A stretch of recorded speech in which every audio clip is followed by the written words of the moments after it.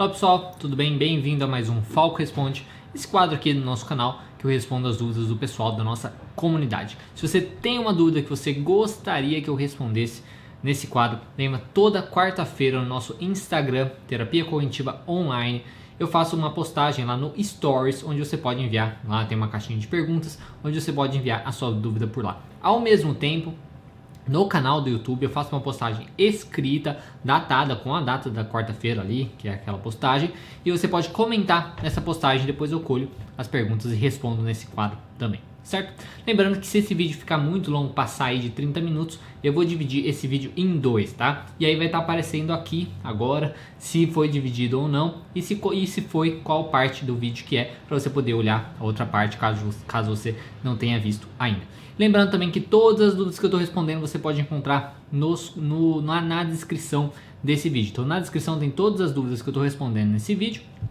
inclusive um timestamp na frente de cada uma, onde você pode clicar ali e ser enviado direto para a dúvida, se você não quiser assistir o vídeo inteiro para ver todas as dúvidas e tudo mais, certo? Eu acho que é basicamente isso. E aí lembrando que isso daqui vai ao ar depois em todas as plataformas de podcast na segunda-feira. Na segunda-feira nós temos o nosso podcast, onde basicamente repete alguns conteúdos aqui no nosso canal do YouTube, certo? Muito obrigado por vocês estarem aqui. Se você gosta do nosso conteúdo, já dê um gostei no vídeo e compartilhe com quem acha que pode usufruir. Então vamos lá, a primeira pergunta. Vamos ver aqui.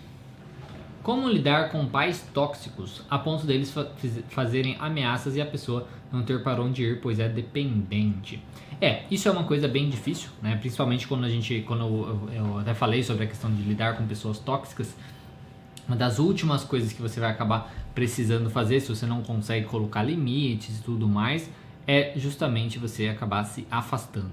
Só que como a gente fala, por exemplo, se você convive com a pessoa, né, que nem seus pais, né, fica muito difícil de você morar sozinho e tudo mais se você é dependente, como até mesmo a pessoa da pergunta coloca aqui. Como lidar com isso?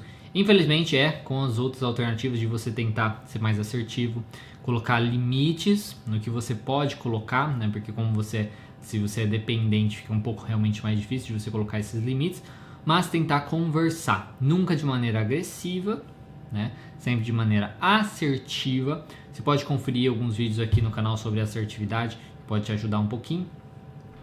Então assim, sempre de maneira muito assertiva, saber os seus direitos, conheça os seus direitos, sua lista de direitos. Vou colocar aqui em anexo, tá? Nos cards e também na descrição, um vídeo sobre assertividade que eu falo sobre isso, sua lista de direitos, sobre assertividade, por aí vai, que pode te ajudar um pouquinho, tá? Mas basicamente é isso. A única coisa que você pode fazer é conversar para você conseguir ter ali alguns acordos, né? Diminuir o máximo de tempo que você pode com eles, né? Tipo, falar que você precisa de um tempo sozinho, né? Que você quer ficar mais sozinho no quarto por um tempo, tal, que você vai ter tempo para eles também, mas dividir, dando um pouquinho mais de prioridade para você ficar sozinha, sem eles. Invista, né, mais nos relacionamentos de amizade, se possível e tudo mais. Que fica mais difícil na situação que a gente está vivendo, né, de quarentena, mas isso é uma coisa que depois que passar aí você poderia fazer, investir mais em atividades fora do trabalho e amigos e tudo mais relacionado a isso, tá? Outra coisa é aprender a relevar, né? Aprender a relevar as coisas que eles fazem, que eles falam e tudo mais. Aí entra muito uma questão de aceitação, as coisas que às vezes você não pode mudar. Então uma técnica às vezes de mindfulness, de você aprender a aceitar as coisas como são, podem te ajudar também, tá? E aqui no canal tem alguns vídeos sobre isso, sobre mindfulness, que pode te ajudar, tá? Espero ter te ajudado um pouco com isso. Próxima pergunta. Posso ter duas abordagens? Gosto muito da TCC, mas gostaria de focar mais em autismo e vi que a abordagem ABA me interessou também. Posso atuar com a TCC e usar ABA em casos específicos?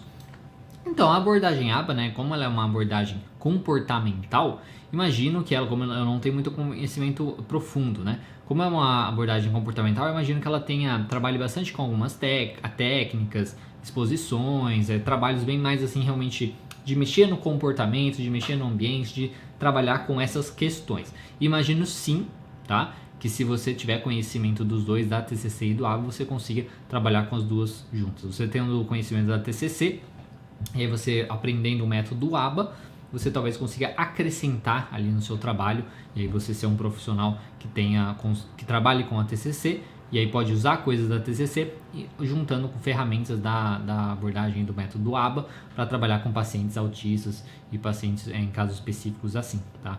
Eu, novamente, como eu não tenho muito conhecimento sobre o método ABA, eu só sei bem por cima mesmo, eu não saberia dizer se daria certo ou não. Eu imagino que sim, por ser uma abordagem comportamental. E aí, como a TCC ela é terapia cognitivo-comportamental, ela usa muitas coisas comportamentais. Então eu imagino que dê sim para usar, fazer algumas adaptações, talvez na parte teórica e tal, mas na parte prática mesmo, você consiga utilizar sem problema algum, tá? Eu imagino. Indique livros da TCC. Então, os livros que eu normalmente indico da TCC, tá? Toda hora quando me perguntam eu indico, né? São 4 livros que eu acho os mais interessantes. Um é o meu, o meu que é Essencial da Terapia Cognitivo-Comportamental, é um livro curtinho que é baseado no meu curso introdutório, tá? Então ele é um básico, mais direto ao ponto e tal, ensinando o essencial da terapia cognitivo-comportamental na teoria e na prática. Depois tem o livro da Judith Beck, que é o Terapia Cognitivo-Comportamental, Teoria e Prática, que é um livro muito bom, que é o livro básico da TCC, querendo ou não, né? É o livro padrão, assim.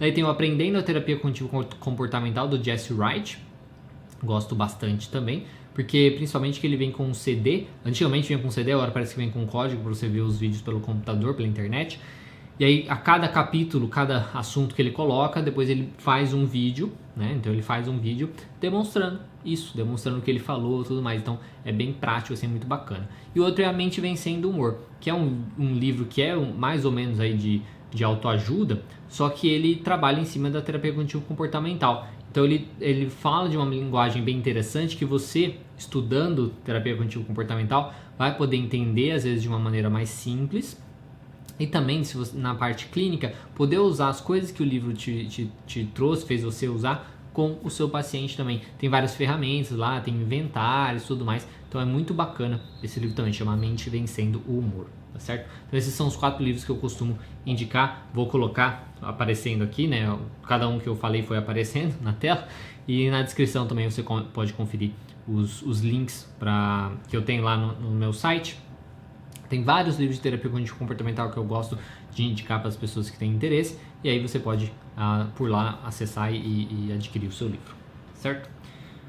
Próxima pergunta. A respeito do luto, quando ele se prolonga muito, como a TCC pode ajudar esse indivíduo a elaborar? Então, quanto ao luto, né, porque o luto normal vai passar naturalmente, né? Então às vezes a gente nem precisa fazer nada. Mas realmente o luto prolongado ou o luto complicado que a gente fala, como a gente ajudaria, vai depender muito dos pensamentos que o paciente está envolvido, né? Então se é dependendo do pensamento dele, por que está empacando a vida dele, né? Ele achar que ele não merece estar vivo, ele achar que ele é culpado, que ele é responsável pelo que aconteceu.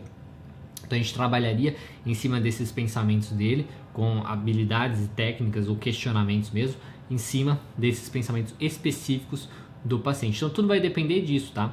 Mas a gente pode usar questões comportamentais também, de mudar a rotina do paciente, dele entender que a vida tem um outro sentido agora, que ele pode buscar um novo significado para a vida. Então, todas essas questões é trabalhar basicamente com psicoeducação, sobre o luto, sobre o sentido da vida, tudo mais, com questionamentos socráticos em cima dos seus pensamentos disfuncionais, para tentar trazer esse novo sentido da vida, esse entendimento das coisas que aconteceram, que ele pode usar isso para um aprendizado e tudo mais, e experimentos comportamentais para fazer com que ele tenha comportamentos diferentes para melhorar o seu humor, também não se impeça de sair, de socializar, de fazer atividade física, de trabalhar e coisas assim. Então a gente vai trabalhar com essas questões também para ele voltar a ter uma vida normal, e o feedback dessa vida aí normal, por exemplo, atividade física, vai se sentir bem, o trabalho, as conquistas do trabalho, saindo com as pessoas, vai se divertir. Então esse feedback ajudar ele a sair disso também, tá? Então basicamente isso que a gente faria, mas como eu disse, vai depender muito dos pensamentos e dos comportamentos que o sujeito está tendo que mantém ele nesse problema, certo? Próxima pergunta. É comum usar testes projetivos em um processo com TCC? Se sim, em que situação e que testes? Já vi pessoas usando, tá? Já vi, acho que em um congresso, pessoas falando que usaram, por exemplo, o HTP, né? Então alguns testes assim com TCC, com crianças e tudo mais, mas não é uma coisa super comum. Eu achava que não era uma coisa usada, que as pessoas usam, mas como eu vi no congresso, existem pessoas que usam sim, mas não consideraria que é algo comum, tá? Em que situações? Então, eu acho que vai depender muito do profissional, tá? Não acho que exista uma situação específica assim que peça um teste projetivo. Não, nessa situação você tem que usar um teste projetivo, se você for terapeuta cognitivo. Tá? Eu acho que vai muito mais do profissional. Vamos supor um profissional que trabalhava com outra linha e trabalhava com esses testes, sempre gostou bastante, sempre teve um resultado legal usando esses testes, aí pulou agora para a linha da TCC.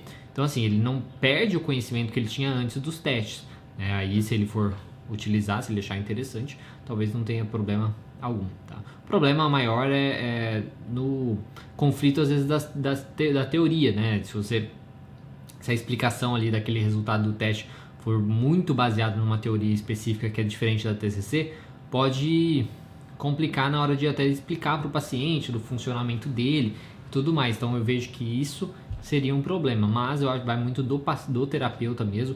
Eu acho que do passado dele, do que ele interessa e tudo mais. Mas não é comum. Acontece, mas não é comum. Certo? Próxima pergunta. Como trabalhar com um paciente que tem crenças muito rígidas sobre si? Então, pacientes que têm... Na verdade, todo mundo tem crenças muito rígidas sobre si. Porque as crenças, elas são rígidas, né? Em sua definição, elas são rígidas. São rígidas, são exageradas, são catastróficas, né?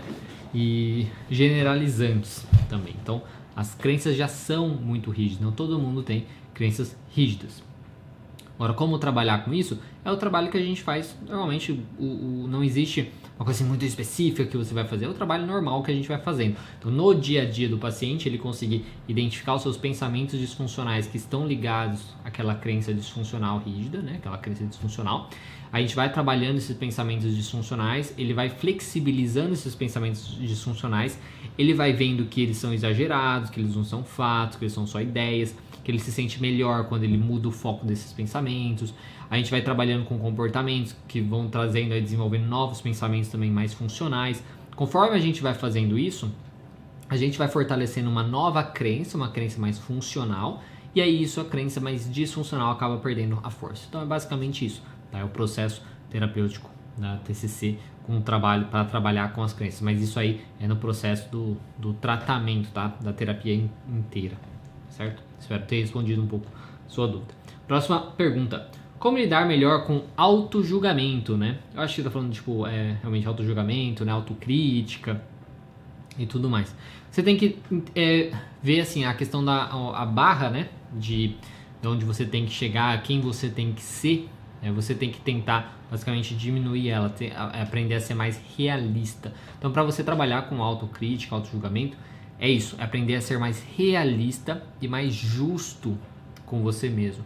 É entender que você não precisa ser o bambambam, que você não precisa ser o melhor, que você não precisa ser o P das galáxias. Você não precisa ser a pessoa mais topzera que existe, tá certo? Então, entender essa realidade, e aceitar essa realidade, porque às vezes você se cobrou demais que você tem que ser fera, que você tem que ser aquele cara, não sei o que, às vezes os pais também cobraram, às vezes a escola cobra, né? Então isso é uma coisa que a gente tem que tomar cuidado e aprender a ver a realidade. Muitas vezes você é um cara normal, tá? Você é um cara normal, às vezes você é um cara limítrofe, né? Tipo, no limite ali, tranquilo, normal, básico, não precisa ser muito além, não precisa disso. E essa cobrança desnecessária, não, porque você tem que ser o melhor, você tem que... Você tem, claro que você tem que fazer o seu melhor, você tem que se desempenhar o melhor e tudo mais, mas o que é melhor, não o melhor do mundo, o melhor pra você tem que fazer o seu melhor, tá certo? Isso que é muito importante. Porque comparado com os outros, muitas vezes o seu melhor não é o melhor, tá? E você tem que ser mais justo com você, entender qual é o seu melhor, até onde você é capaz de ir, tá? E não achar que é ilimitado, que tudo isso não. A gente tem que ser realista e tem que ser mais justo com nós mesmos para não esgotarmos, né, nossas energias e tudo mais. Então, o trabalho é esse, tá? O trabalho de ver a realidade. de tentar enxergar através de questionamentos socráticos mesmo, dos seus pensamentos, o que se você pensa sobre você, de onde você pensa que você tem que chegar, que você tem que chegar, que você deve chegar, ou coisas nesse sentido, que você deve atingir, tá? Então é se questionar tudo isso e trazer a realidade. Será mesmo? Quem falou que você tem que fazer tudo isso? Quem que te obrigou a fazer tudo isso? Será mesmo que é necessário você atingir tudo isso? Será mesmo que é necessário você se cobrar tanto assim? Será que sua vida às vezes não está tranquila? Às vezes algumas mudanças você pode fazer, mas não precisa ser uma coisa tão significativa, tão grande você se cobrar tanto. Então buscar a realidade através dos questionamentos é muito importante. Por isso que uma terapia pode ajudar bastante, tá? Isso pode ajudar bastante. E depois a parte de aceitação, né? A aceitação também ajuda. Aí às vezes um trabalho de mindfulness, né? De você aprender a meditar, de meditação, de mindfulness, pode ajudar também você a aprender a aceitar. Aceitar seus pensamentos, aceitar a realidade, aceitar as coisas que você não tem controle sobre, tá? Isso que eu poderia falar para você, espero que te ajude um pouco. Próxima pergunta. A exposição frequente a um estímulo que deixa ansioso, por exemplo, fobia de cachorros, diminui a ansiedade? Sim.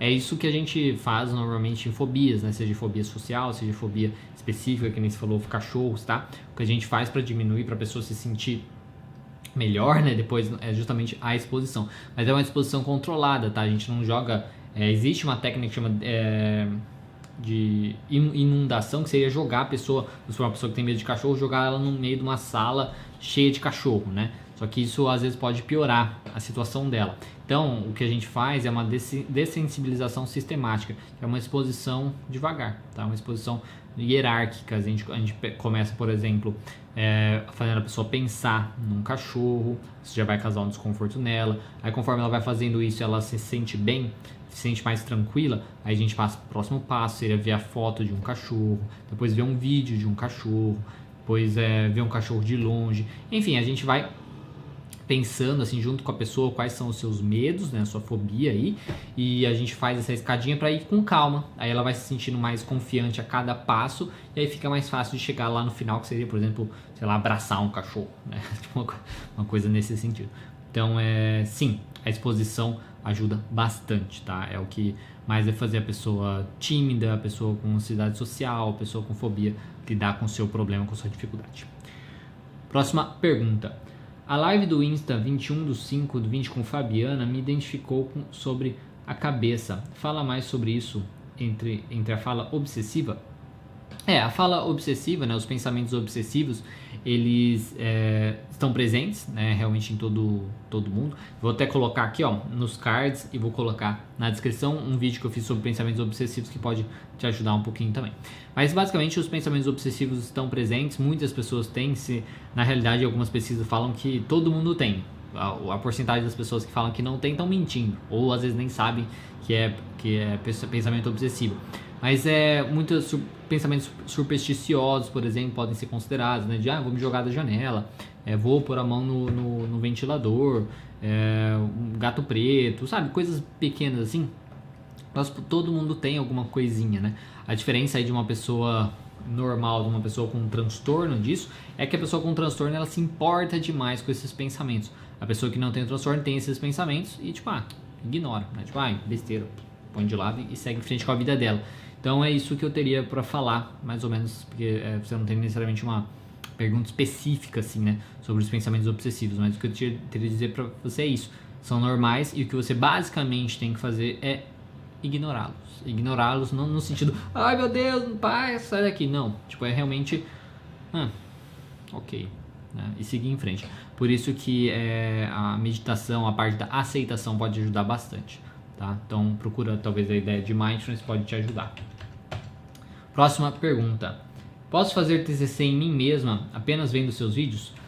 Você pode tentar, só que a probabilidade de dar certo é baixa, tá? É baixa, é igual, igual um livro de autoajuda. Você pode buscar um livro de autoajuda, isso pode te ajudar, você fazer reflexões e tudo mais. Só que qual a porcentagem de pessoas que realmente colocam em prática aquilo, que levam para o resto da vida e tudo mais, né? Uma porcentagem baixíssima. Então você pode, mas vai ser bem difícil de ter um resultado bom assim, né? Porque você tem que entender que é você com você, né? A ideia de ter um profissional, de ter uma pessoa ali por fora, de quando você não tá naqueles momentos, né? Quando você tá naqueles momentos, por exemplo, tristes, ansiosos, que aquilo lá afeta, querendo ou não, diretamente os seus pensamentos, o profissional não tá nesses momentos. E aí ele vai conseguir olhar com um olhar mais frio, um olhar mais tranquilo essa situação e fazer você pensar coisas que você sozinha não vai conseguir fazer esse raciocínio, tá? Então ter outra pessoa ali é muito importante por conta disso, porque ela consegue estar em momentos diferentes de você. Então, momentos que às vezes influenciam muito o seu pensamento e o profissional não estando nesse momento, ele consegue te ajudar a sair nesse momento e olhar as coisas de uma maneira mais funcional, de uma maneira mais realista, tá? Então, por isso é tão importante a presença de um profissional, de uma pessoa que sabe ali o que está fazendo, fazer os questionamentos corretos e tudo mais, tá? Então, respondendo assim a sua pergunta, você pode fazer, mas a questão da eficiência vai ser baixíssima, tá? Infelizmente. Próxima pergunta. Você utiliza algum teste psicológico em seus atendimentos? Se sim, quais? Parabéns pelo seu trabalho. Obrigado pela mensagem. Eu utilizava antes os inventários Beck para checar o humor do paciente, mas agora eles são desfavoráveis, então a gente não pode mais utilizar, né? Aqui no Brasil. Mas eu uso o BFP, que é o teste de personalidade, né, dos grandes 5 fatores. Eu gosto bastante do BFP, não uso sempre, tá? Mas eu uso de vez em quando eu tenho vontade de saber mais algumas informações sobre o paciente, porque ele fala da questão de ser introvertido, extrovertido, né, da parte social, né, da pró-sociabilidade e tal. Então são coisas bem interessantes que ajudam a gente a entender um pouquinho melhor o paciente. Então o teste que eu utilizo hoje mais aí no consultório é esse, que é o BFP, que é o bateria fatorial da personalidade, certo? Próxima, deixa eu ver. Próxima pergunta.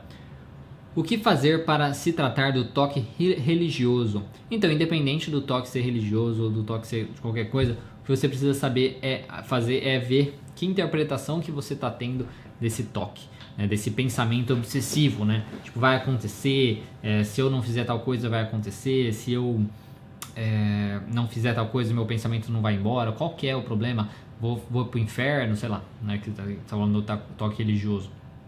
Então, é você analisar isso e fazer todo o trabalho em cima dessa sua interpretação desse pensamento para você avaliar se realmente isso é verdade, se isso realmente pode acontecer, qual a real probabilidade dessas coisas acontecerem, tá? Então é basicamente isso, por isso que um profissional ali do seu lado pode te ajudar bastante nisso, porque você sozinho fazer essas interpretações pode ser um pouco difícil, porque você mesmo tem o toque e aí você querer desafiar isso é um pouco mais complicado, né?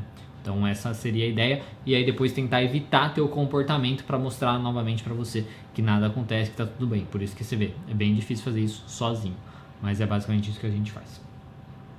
Próxima pergunta. Uma voz na minha cabeça diz umas coisas perturbadoras, xingando e o resto dizendo mentiras, pensando quase no outro lado da moeda. Por que isso acontece comigo? Isso provavelmente você está tendo algumas coisas bem mais complicadas, digamos assim. Seria muito recomendado você, para saber exatamente por que isso está acontecendo, se isso sempre aconteceu e como tratar isso, né? Seria ideal que você buscasse uma ajuda psiquiátrica, né? E depois uma ajuda psicológica para saber o que está acontecendo e você se ajudar, tá? Infelizmente não tem como eu falar aqui para você por que isso está acontecendo com você e tudo mais, e nem dar um diagnóstico e coisas nesse sentido. Então eu aconselho você buscar uma ajuda psiquiátrica e psicológica para entender o que está acontecendo com você, se você né? Por que de repente isso começou a acontecer, ou como isso te afeta, né? Como isso afeta aí no seu dia a dia, afeta nas suas relações e tudo mais, e né, tentar lidar com isso, ter um diagnóstico legal talvez, ou nem precisar ter um diagnóstico, mas talvez melhorar a sua qualidade de vida. Então busque uma ajuda psiquiátrica e depois uma ajuda psicológica para resolver o seu problema, certo? Pessoal, é isso. Então, muito obrigado. Não precisei então dividir esse vídeo em dois, então vai estar aqui falando que não precisei dividir o vídeo em dois. Atualmente estão sendo menos perguntas, então Então, sem problemas. Então, muito obrigado, né? Você que chegou até aqui no final. Se você gostou desse vídeo, por favor, dê um gostei. E se você não for inscrito no canal, se inscreva no nosso canal. Nós temos vídeos aí semanais. Na verdade, temos vídeos diários de respondendo as perguntas do pessoal. Segue também lá no Instagram, Terapia Cognitiva Online. E se você achar que tem alguém que pode usufruir desse conteúdo, compartilhe, por favor. Se você não gostou do vídeo, dê um não gostei também. Né? Todo mundo tem do direito à sua opinião. Então, qualquer coisa, manda nos comentários.